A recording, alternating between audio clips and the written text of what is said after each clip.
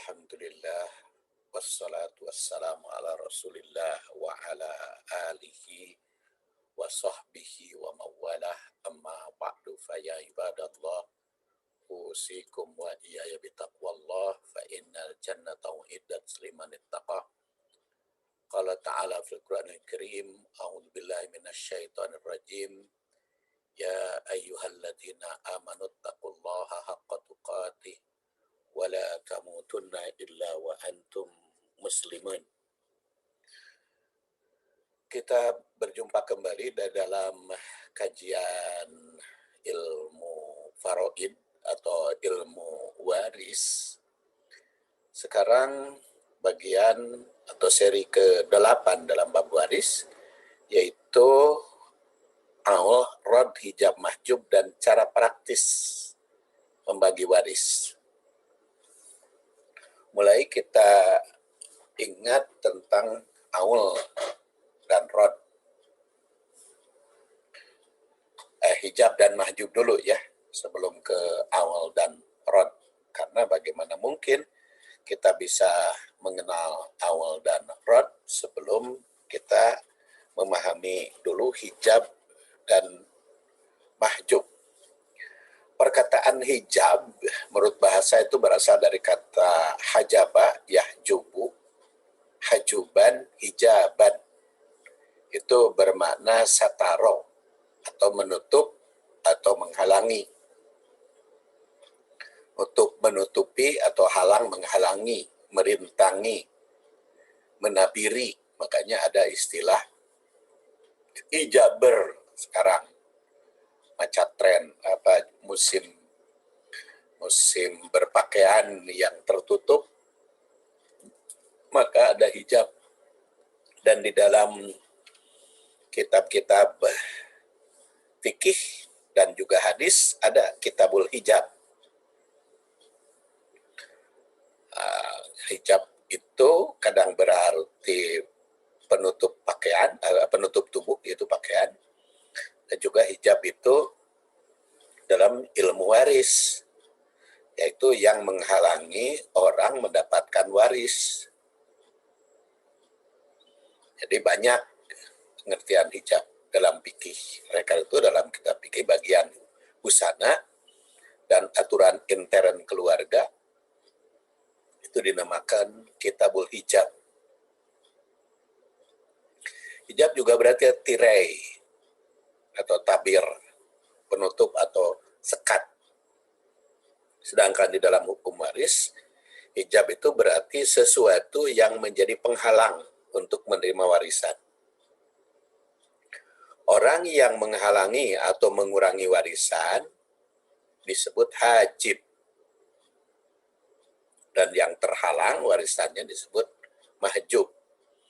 Pada pertemuan sebelumnya, sempat saya uraikan pengertian sekilas berkaitan dengan hijab dan mahjub. Yang secara ringkasnya, hijab dan mahjub itu ada hijab hirman, ada hijab nukson. Hijab hirman adalah penghalangannya sampai tidak mendapat bagian. Ya, contohnya, nenek itu terhalang oleh ayah, oleh ibu. Jadi kalau masih ada ibu, maka nenek terhalang, itu hirman, sehingga tidak mendapat bagian. Kakek oleh ayah, cucu oleh anak laki-laki. Jadi sepanjang ada cucu dan juga ada anak laki-laki masih hidup, maka cucu tidak kebagian. Saudara itu terhalang oleh ayah dan anak laki-laki. Jadi kalau seorang meninggal dunia masih ada ayah dan anak laki-laki, maka saudara tidak dapat. Saudara seayah terhalang oleh saudara sekandung. Termasuk juga saudara seibu, ya. Terhalang oleh saudara sekandung. Paman terhalang oleh ayah atau anak laki-laki. namanya hijab hirman, sehingga tidak kebagian. Sedangkan hijab nukson itu terhalang. Terhalangnya menjadi berkurang. Contohnya, ayah, ibu menjadi berkurang karena ada anak almarhum. Kalau seorang meninggal dunia punya anak laki-laki, maka ayah dan ibu itu cuma 1/6. Makanya ayah dan ibu terhalang atau mahjub, nukson oleh anak. Atau ibu menjadi berkurang karena almarhum mempunyai banyak saudara perempuan. Hak suami itu hijab nukson oleh anak. Jadi kalau istrinya punya anak, maka suami kan 1/4. Tapi kalau dia tidak punya anak, suami setengah. Nah, itu namanya nukson. Istri itu berkurang atau mahjub nukson oleh anak. Karena kalau tidak punya anak kan 1/4. Tapi kalau suaminya punya anak, menjadi 1/8. Itu hijab. Jadi kalau seorang meninggal dunia, ahli warisnya lengkap, semuanya ada, maka yang dapat warisan hanya yang tidak mahjub. Yang tidak pernah mahjub itu ayah, ibu, anak, suami atau istri. Tidak pernah mahjub hirman. Kalau mahjub nukson mah ada. Dan terjadinya hijab mahjub, ahli waris menjadi mahjub hingga tidak mendapat bagian sama sekali, itu disebabkan sifat orang. Itu bisa terjadi.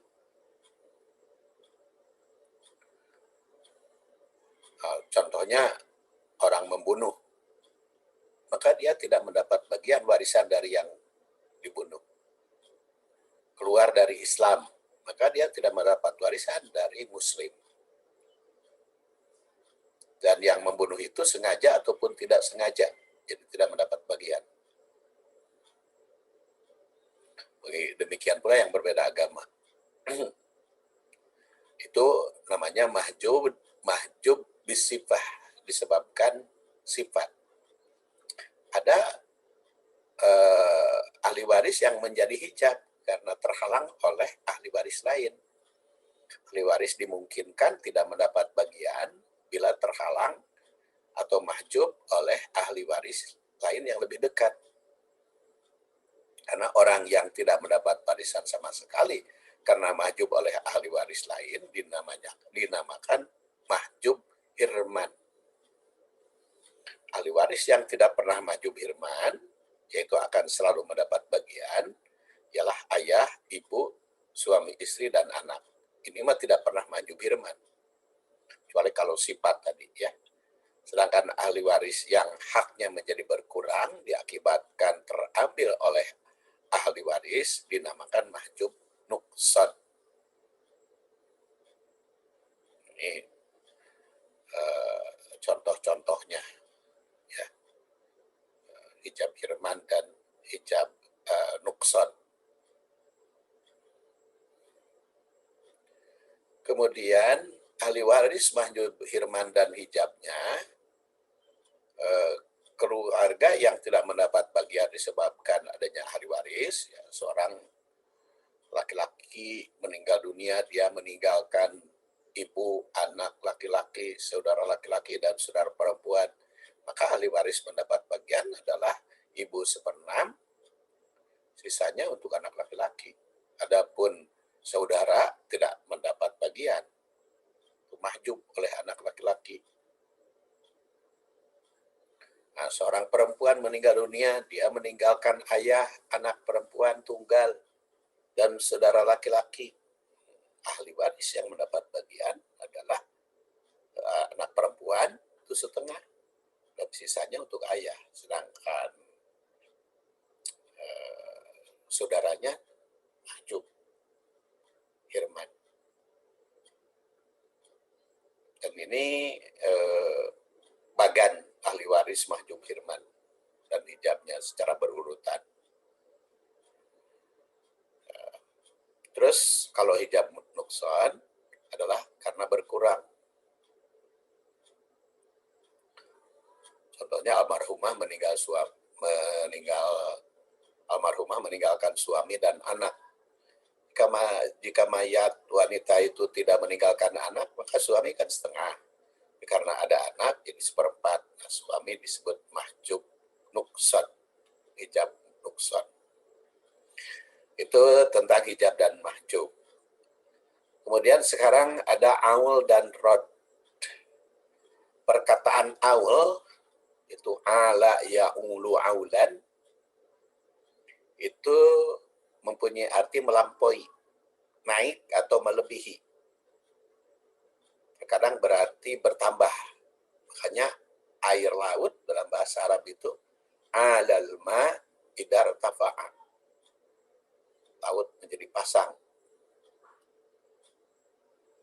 Atau seperti seorang jaksa mengangkat perkara ke muka hakim disebut alatil qadiyah ilal hakim. Itu ala ya'ulu, naik.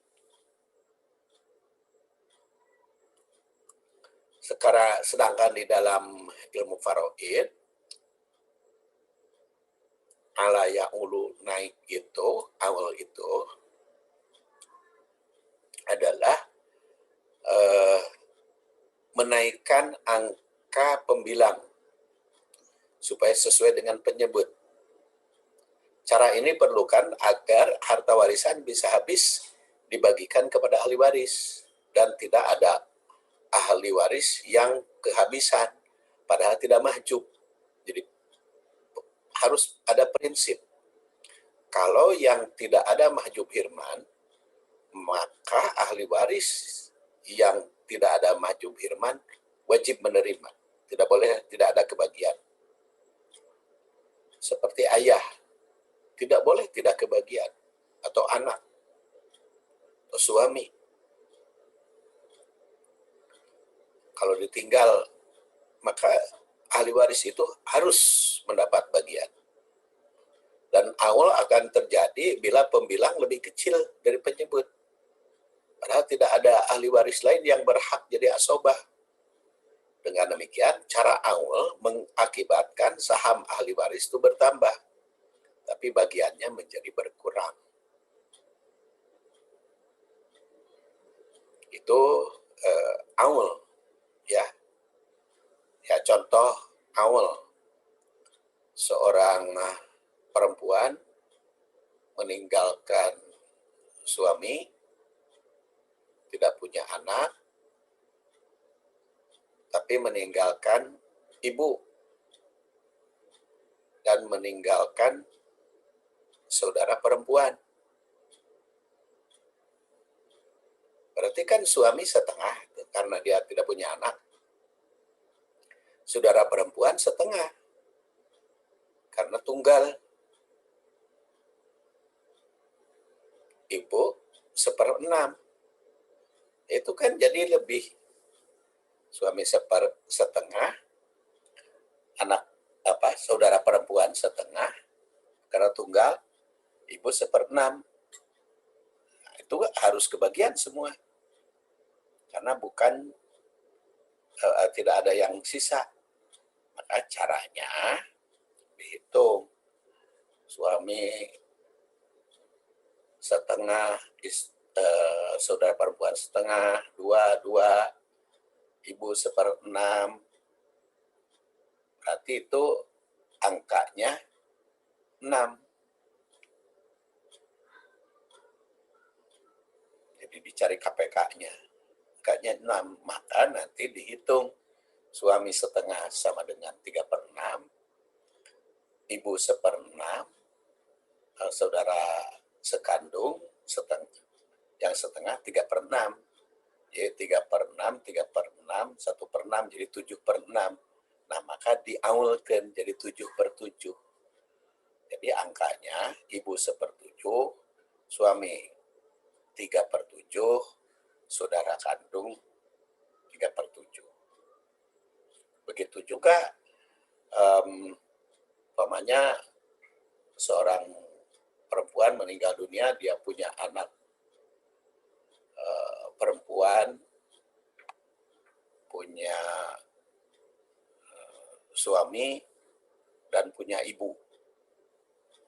Kan ibu 1/6, suami 1/4, karena ada anak perempuan. Sedangkan anak perempuan 2, itu 2/3. Jadi 2/3, suami 1/4, ibu 1/6. Berarti harus disamakan dulu. Apa yang di bawah itu? Bilangnya ya.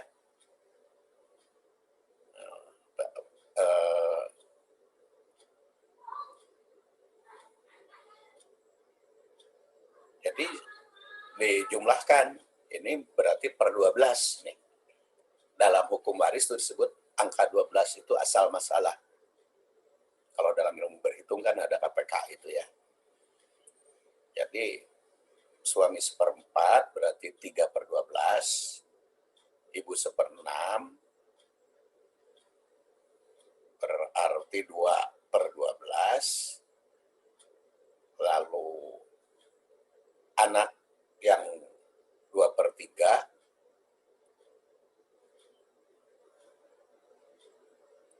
berarti 12 dibagi 3, 4/12. Jumlahnya semuanya berapa? 2/3, 8/12 ya. Ya, kan 12 dibagi 3, 4 kali 2, 8. Jadi 8/12. Kemudian 3/12, 11 kan? Terus suami 1/4.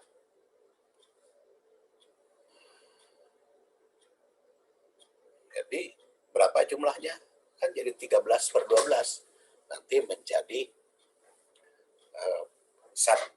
dihitung per 13, bukan per 12. Nah, itu adalah aul.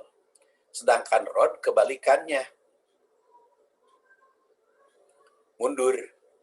Sedangkan dalam ilmu faraid bernama menurunkan pembilang yang terlalu besar untuk memudahkan perhitungan. Hingga semua nikah itu, sebuah tirkah itu bisa dibagikan pada tawil furud. Jadi kebalikan dari awal itu kebalikan dari rod itu kebalikan dari awal.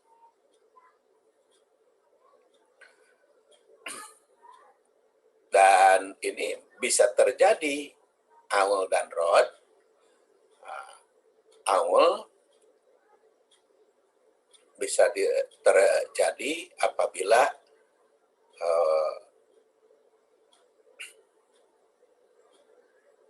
pembilangnya berbeda dengan penyebut.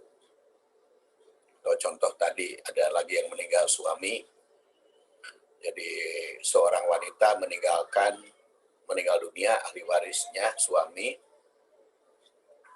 seorang saudara perempuan, dan seorang ibu. Suami kan setengah karena tidak punya anak, saudara perempuan setengah karena dia tunggal, ibu 1/6 karena punya saudara. Nah, langkahnya maka disamakan pecahannya supaya tidak membagi, supaya bisa membagi dengan mencari angka yang bisa dibagikan kepada semua pemegang hak. Angka yang tepat adalah 6. Angka 6 ini dalam ilmu waris dinamakan asal masalah. Jadi suami setengah, 3/6, ibu 1/6, kemudian saudara perempuan 3/6. Jadi jumlahnya kan 7/6, maka ditetapkanlah 7/7. Akhirnya suami mendapat 3/7, ibu 1/7, dan saudara perempuan 3/7. Sedangkan rod meningkatkan jumlah angka yang dibagikan. Kalau rod menurunkan. Sebagian ulama rod dilakukan bila ahli waris itu tidak ada yang mendapat hak asobah. Sedangkan menurut ulama lain tidak perlu rod, sebab jika masih ada sisa hendaklah dibagikan kepada dawil arham. Bila masih juga bisa dialihkan ke Baitul Mal. Tapi ulama faraid menyimpulkan rod tidak akan terjadi kecuali memenuhi sebagian syarat. Semua ahli waris dawil furud saja. Tidak ada yang mendapat sisa. Setelah wariskan, dibagi warisnya tetap ada sisa. Dan tidak ada yang berhak menerima sisa. Rod. Contohnya, seorang meninggal dunia, ahli warisnya terdiri dari ibu dan anak perempuan. Anak perempuan karena tunggal setengah, ibu 1/6, dan tidak ada ahli waris lain, maka itu terjadi rod. Setengah 3/6, ibu 1/6, berarti kan 4/6, dijadikanlah 4/4, 1/4, ibu, 3/4, anak.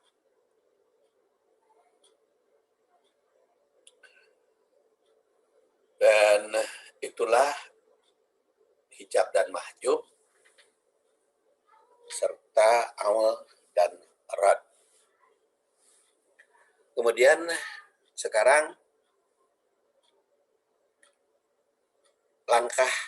langkah membagi waris. Dalam membagi waris harus ditempuh langkah-langkah supaya jangan sampai keliru. Pertama tentu saja menginventarisir siapa yang termasuk keluarga yang ditinggal wafat oleh almarhum. Kedua, mengklasifikasi siapa yang berhak menerima warisan dan siapa pula yang tidak berhak menerima. Ada hijab mahjub tadi. Kemudian menginventarisir harta kekayaan yang ditinggal wafat oleh almarhum. Dan itu yang paling enteng dengan perhitungan uang, dana. Taksir harganya setiap peninggalan dan tetapkan sesuai dengan kesepakatan ahli waris. Jika terjadi perselisihan harga, bisa ditetapkan berdasar perhitungan rata-rata. Musyawarahkan tentu saja. Kemudian memisahkan harta almarhum yang masih bercampur. Langkahnya seperti saya uraikan di dalam hal-hal yang perlu dipenuhi dulu sebelum membagi waris. Terus telusuri apakah almarhum mempunyai utang, apakah ada harta yang belum dikeluarkan zakat. Karena pada dasarnya setiap harta itu wajib dikeluarkan zakat. Dan zakat yang paling minimal 2,5%. Terus langkah ke-6, menanyakan ke berbagai pihak keluarga atau teman dekat almarhum. Apakah ada yang menerima wasiat? Kemudian diseleksi wasiatnya, mana yang bisa diterapkan, mana ya pula yang tidak. Lalu musyawarahkan dengan ahli waris siapa saja keluarga dekat yang tidak mendapat warisan, tapi akan diberi santunan. Pokoknya tadi mungkin almarhum punya anak angkat, atau punya teman dekat, punya pegawai yang setia, yang harus diberi. Nah, itu berdasar surat An-Nisa ayat 8. Terus, kalau almarhum itu laki-laki, meninggalkan istri yang jadi janda, janda itu kan mempunyai hak untuk dibiayai hidupnya selama 1 tahun. Berdasar Al-Baqarah 240. Maka tetap dibagikan. Diberi jatah. Nah, maka setelah harta warisan dipisahkan dengan milik orang lain, seperti pemisahan kepemilikan, membayar utang, memenuhi wasiat, memenuhi syarat untuk zakat, biaya mut'ah untuk janda semasa iddah, santunan untuk kerabat yang ditentukan hasil musyawarah. Nah, semua sudah dipenuhi, baru harta warisan itu dapat dibagikan kepada ahli waris sesuai dengan ditetapkan oleh Al-Quran, yaitu surat An-Nisa 11, An-Nisa 12, An-Nisa 176, dan beberapa hadis yang sudah saya uraikan. Nah, langkah ke-9 ya konsultan, mungkin ini harus ada, karena untuk menetapkan keadilannya. Konsultan itu yang harus adil. Semua ahli waris itu mesti ikhlas menerima ketetapan berdasar syariah. Karena tidak mungkin berjalan kalau tidak ridho. Itulah langkah praktis yang perlu dipenuhi di dalam membagi waris. Saya kira cukup pertemuan kita di dalam fikih waris ini. Kita akhiri dengan doa subhanakallahumma wa bihamdik asyhadu an la ilaha illa anta astaghfiruka wa